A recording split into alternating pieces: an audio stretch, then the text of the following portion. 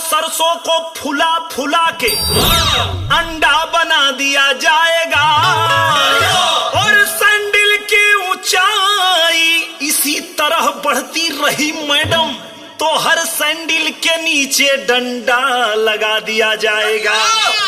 रई रई रई रई रई रई रई रई रई रई। अरे ही तरह 100 साल जी है गोरिया मर गई। अरे दादा हो मोर तार दुसु मोर यही तरह 100 साल जी हो हमर गोरिया जी हो तो दिलो हमरो के जी हो तो तनी हमरो के दी हो ये गोरिया जी हो तो तनी इनको के दी हो ये गोरिया जी हो तो तनी इनको के यही तरह 100 साल जी हो ये गोरिया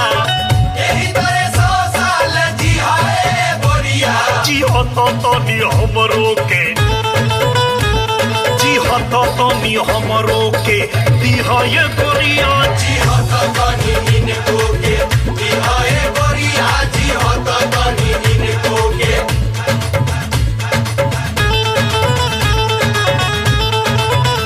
प्रभु माल दिए तनी बढ़िया हम सत सत नमन करी तो हके प्रभु सत सत नमन करी तो हके प्रभु सत सत नमन करी तो हके। प्रभु माल दिए तनी बढ़िया हम सत सत नमन करी तो हके मेहरारू दिहला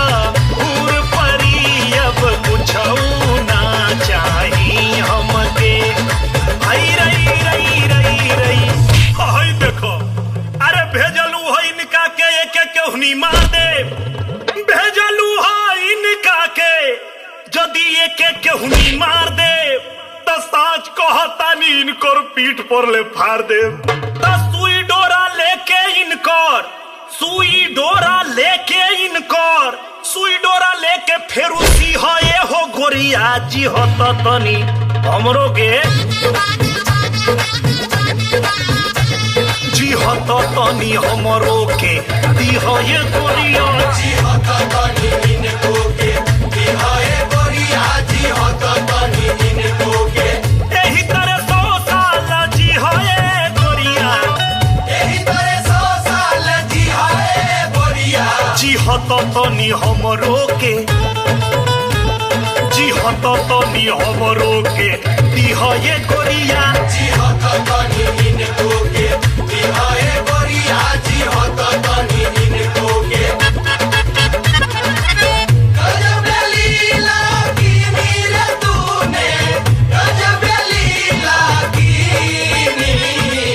सीधे यमराज से छीनी रे हमर सखी सबिंदरी नया जीवन हो बेदीनी रे हमर सखी सबिंदरी। साला खुशी के मारे आंसू निकल गया बे।